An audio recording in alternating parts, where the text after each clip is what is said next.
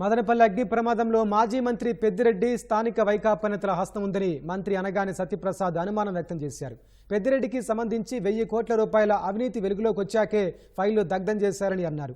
ఈ ఘటనలో ఎవరి పాత్ర ఉన్నా ఉపేక్షించేది లేదని, నిందితులపై చర్యలు తీసుకుంటామని తేల్చి చెప్పారు.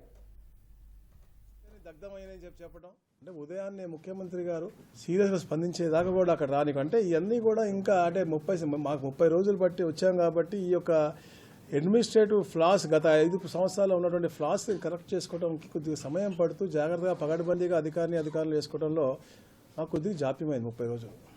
గతంలో దోచుకున్న ల్యాండ్ అన్ని కూడా క్లియర్ చేసుకునే విధంగా ఏదైతే 982 ఎకరాలు పుంగనూరులో అవ్వచ్చు, మదనపల్లిలో కూడా దాదాపుగా 1000 కోట్ల రూపాయల ఆస్తులన్నీ కూడా దోచుకునే విధంగా చుక్కల భూములు అవ్వచ్చు, డీకేటీ పట్టాలు అవ్వచ్చు, ఇవన్నీ కూడా ప్రణాళికాబద్ధంగా చేసుకున్నటువంటి పరిస్థితి చాలామందికి తెలిసిందే.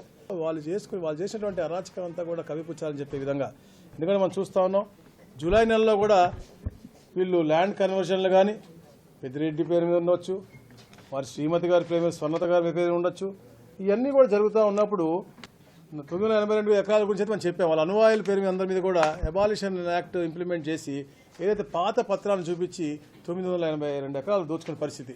వీటి మీద మా ఎమ్మెల్యే రేస్ చేసినప్పుడు ఇవన్నీ కూడా డాక్యుమెంట్లన్నీ కూడా దగ్ధమయ్యే విధంగా తప్పకుండా 90% రిట్రీవ్ అవుతుందని చెప్పారు. కాకపోతే ఏదైతే గత కొద్ది రోజుల నుంచి జరుగుతూ ఉన్నాయో ఏపీ 500లో ఫైల్స్ మాయం అవ్వచ్చు, లేకపోతే సిఐడి ఆఫీస్లో మాయం అవ్వచ్చు, లేకపోతే రకరకాలుగా ఇప్పుడు ఎక్సైజ్ శాఖలో అవ్వచ్చు, అన్ని దగ్గర కూడా ఈ ఫైళ్ళు మాయం అనేది కామన్గా చేస్తూ ఉన్నారు. వాళ్ళు 99% తప్పకుండా రిట్రీవ్ అవుతుంది. అక్కడ ఉన్నటువంటి అధికారులు ఎందుకున్నారో ఆ సమయంలో దానిపైన కూడా తప్పకుండా కనుక్కుని వాళ్ళపై చర్య తీసుకోబోతూ ఉంటుంది. వాళ్ళ ఫోన్ టవర్ ద్వారా కూడా ఎవరెవరు వీళ్ళ టచ్లో ఉన్నారో, ఎవరెవరు దీంట్లో ఇన్వాల్వ్ అయి ఉన్నారో అవి కూడా తప్పకుండా బయటకు తీసి ఎవరైతే దీనికి బాధ్యతలు ఉన్నారో అందరికి కూడా తీవ్రంగా శిక్ష పడే విధంగా, ఎందుకంటే గవర్నమెంట్ ఆస్తి దగ్ధం చేయడం, అలాగే ఏదైతే కీలకమైన డాక్యుమెంటేషన్స్ ఉన్నాయో అవన్నీ కూడా మాయం చేసే విధంగా వీళ్ళు చేయటం అనేది చాలా రాంగ్. ఆర్డీఓ ఉన్నటువంటి హరిప్రసాద్ గారి యొక్క ఫోన్లు కూడా సీజ్ చేయడం జరిగింది. అందరినీ కూడా చేస్తూ ఉన్నారు.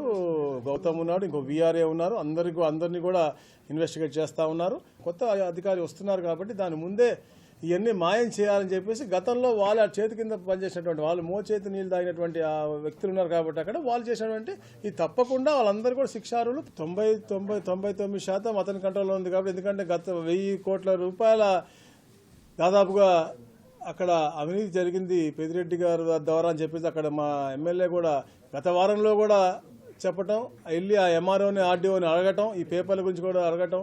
మళ్ళీ మనం చూసాం, మనం 982 ఎకరాలు ఏదైతే దోచుకున్నారో దాన్ని మేము క్యాన్సిలేషన్ వైపు పెట్టాం. ఎందుకంటే వాళ్ళు ఎలా దీన్ని మార్చారు, ఎలా 982 ఎకరాలు ఇచ్చారనేది కూడా దాంట్లోనే ఉంటుంది కాబట్టి, ప్రాసెస్ ఆఫ్ ఎగ్జిక్యూషన్ ఉంటుంది కాబట్టి దానికోసం కూడా దగ్ధం అయి ఉండొచ్చు. తప్పకుండా ఎవరున్నా కూడా తప్పకుండా వాళ్ళ శిక్షార్హులు. తప్పకుండా ఇది మేము అనుకుంటాం తప్పకుండా వైసీపీ నాయకులు, ఎందుకంటే క్లియర్ కట్గా మనకు కనపడతా ఉంది. నేను చెప్పినట్టుగా ఈ ఉద్యోగస్తులు వారం రోజుల్లో చేయమంటే వారాల రోజుల్లో చేయరు. అలాంటిది ఆదివారం రోజు రాత్రిపూట 10:30కి 11 గంటలకు వెళ్ళి అంత సిన్సియర్గా పనిచేయాల్సినంత పని లేదు, అంత సిన్సియర్గా అక్కడ ఉండాల్సినంత ఇది అవసరం లేదు.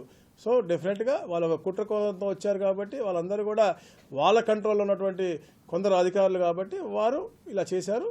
ఇంకా ఎవరన్నా అలా ఉంటే వెంటనే వాళ్ళు ఉద్యోగాలు మానేసి ఇళ్లలో కూర్చోవచ్చు, కానీ ఇలాంటి చర్యలు తీసుకుంటే కఠినంగా శిక్షింపబడతారని చెప్పేసి చాలా సీరియస్గా గౌరవ ముఖ్యమంత్రి గారు చెప్పారు. ఆ విధంగానే ఏ స్థాయి అధికారి దీంట్లో ఉన్నా, ఏ స్థాయి నాయకుడు దీంట్లో ఇన్వాల్వ్ అయినా వాళ్ళని మాత్రం తప్పకుండా శిక్షించి తీరుతాం.